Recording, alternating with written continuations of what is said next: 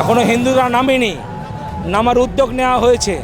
এখনও হিন্দুরা ঘুমিয়ে রয়েছে, এখনও জাগার সুযোগ হয়নি, সময় পায়নি। সকলের হাতে কিছু না কিছু অস্ত্র এবং রামদাও আছে এই মুসলমানদের বিরুদ্ধে, এবং এই অসুরকুল নিধন করবার জন্য প্রস্তুতি হচ্ছে।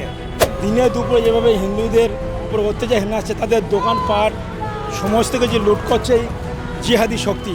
আমাদের হিন্দু মন্দির ভেঙেছে, হিন্দু দেবদেবতাদেরকে ভেঙেছে এবং রিসেন্টলি দুর্গা প্রতিমাকে ভেঙেছে। ममता बहुत गलत काम कर रहे हैं। जैविक ममता ने सब हिंदुओं को मरवा रहे हैं। পশ্চিমবাংলা বাংলাদেশে ইতিমধ্যেই পরিণত হতে চলেছে, কারণ বাংলাদেশ থেকে অনুপ্রবেশকারীরা এসে এখানে হিন্দুদের জমিতে ভাগ বসাচ্ছে, হিন্দুদের কাজকর্মতে ভাগ বসাচ্ছে, এবং এটাতে বর্তমান সরকার সেটাতে দীর্ঘদিন ধরে ইন্ধন দিয়েছে। গত বামফ্রন্ট সরকারও ইন্ধন দিচ্ছিল, আজও তা চলছে। তো সনাতনীরা জেগে যাক, যে সনাতনীরা ঘুমিয়ে আছে সেই সনাতনীরা জাগুক। আন্তর্জাতিক বৈষ্ণব ভ্রমণায়ত কমিটির পক্ষ থেকে শ্রীমৎ গোস্বামী ভোলানাথ দাস মহারাজ, আমি এসেছি সুদূর বনগাঁ থেকে। বৃন্দাবন আমাদের আশ্রম রয়েছে, সেখান থেকে আমরা এই মুহূর্তে চাঁদপাড়া নেয়ারবেশন চাঁদপাড়া, সেখান থেকে এসে রাজাপুর জগন্নাথ দেবের আশ্রম। এই যে এখন দেখা যাচ্ছে যে পশ্চিমবঙ্গে রীতিমতো হিন্দুদেরকে পথে নামতে হচ্ছে নিজের অস্তিত্ব রক্ষার জন্য, বাংলাদেশের চিত্র পশ্চিমবঙ্গে দেখা যাচ্ছে। এখনও হিন্দুরা নামেনি, নামার উদ্যোগ নেওয়া হয়েছে। এখনও হিন্দুরা ঘুমিয়ে রয়েছে, এখনও জাগার সুযোগ হয়নি, সময় পায়নি। তাই এখনও জাগতে গেলে সময় লাগবে, এবং আগামী দিনে হিন্দুরা যদি পথে নামে, বাংলাদেশের মুসলমান না গোটা পৃথিবীর মুসলমানদের তার জন্য প্রস্তুতি থাকতে হবে। যদি হিন্দুরা যদি সঠিকভাবে রাস্তায় নামে, তার জন্য যেমন মা কালীর হাতে খাড়গা ছিল, হর হর ভোলানাথের হাতে ছিল ত্রিশূল, মা দুর্গার হাতে হাতে যেমন দশভুজা তার অস্ত্র নিয়ে ঘুরেছেন। হিন্দুরা যদি রাস্তায় নামে, ঠিক তেমনি দেখা যাবে যে সকলের হাতে কিছু না কিছু অস্ত্র এবং রামদাও আছে এই মুসলমানদের বিরুদ্ধে, এবং এই অসুরকুল নিধন করবার জন্য প্রস্তুতি হচ্ছে।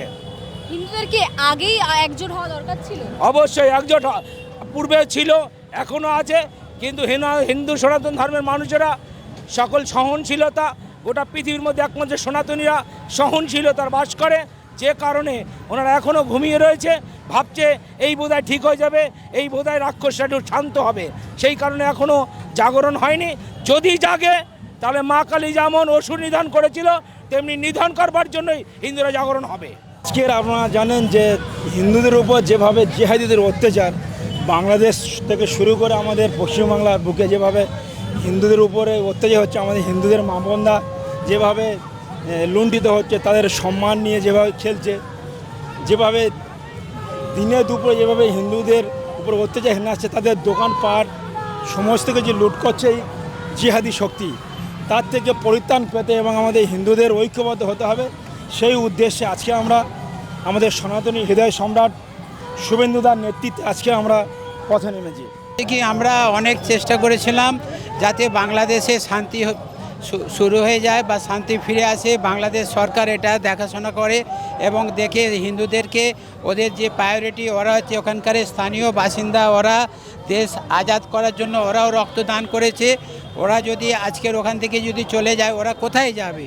তাহলে তার জন্য আমাদেরকে এখানকার হিন্দু যারা আছে, ওরা অনেক সময়তে দেখা গেছে অনেক আমাদের হিন্দু মন্দির ভেঙেছে, হিন্দু দেবদেবতাদেরকে ভেঙেছে এবং রিসেন্টলি দুর্গা প্রতিমাকে ভেঙেছে।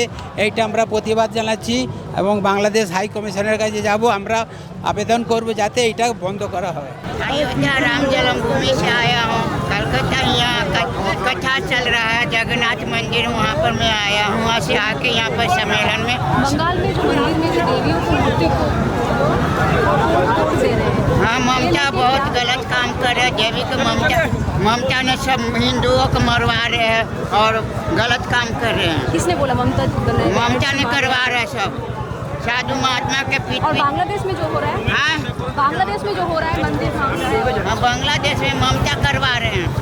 वेस्ट बंगाल में भी ममता जी हाँ, ममता ही का हाथ है सब। কোথাও কি পশ্চিমবঙ্গ বাংলাদেশে পরিণত হচ্ছে?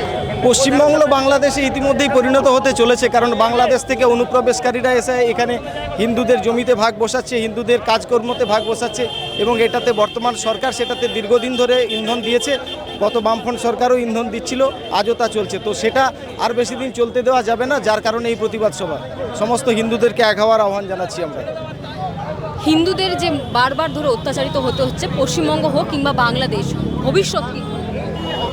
এর ভবিষ্যৎ কিছু না, হিন্দু সুরক্ষিত থাকবে, হিন্দু নিজের জমিটা নিজে ফিরিয়ে নেবে, লড়াই নিজে লড়বে। বারবার এটা দাবি করা হয় শাসক দলের তরফ থেকে যে বিজেপি সবসময় হিন্দু নিয়ে রাজনীতি করছে।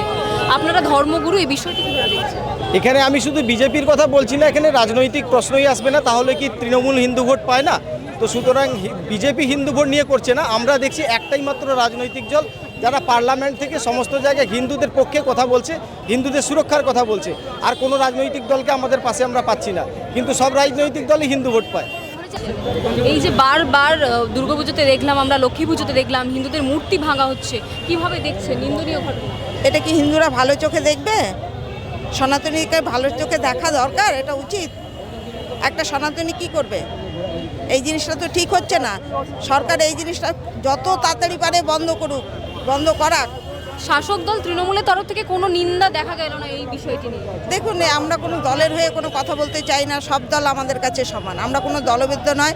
আমাদের সাধু সন্তদের মধ্যে থেকে আমরা একটা কথা বলবো যে এই জিনিসটা বন্ধ করা হোক, আর এই জিনিসটা মোটেই ভালো হচ্ছে না। সনাতনীরা জেগে যাক, যে সনাতনীরা ঘুমিয়ে আছে সেই সনাতনীরা জাগুক। আর সব মা বোনেদের বলবো যে যা মা বোনেরা তারা নিজের এটা নিজে বজায় রেখে রাস্তাঘাটে চলাফেরা করুক, এটাই ভালো, এটাই সব কিছু। মায়েদের জাগুক, সনাতনী মায়েরা এখনো ঘুমোচ্ছে কেন? মায়েরা এখনো জেগে যাক, সনাতনী মায়েরা এখনো জাগুক।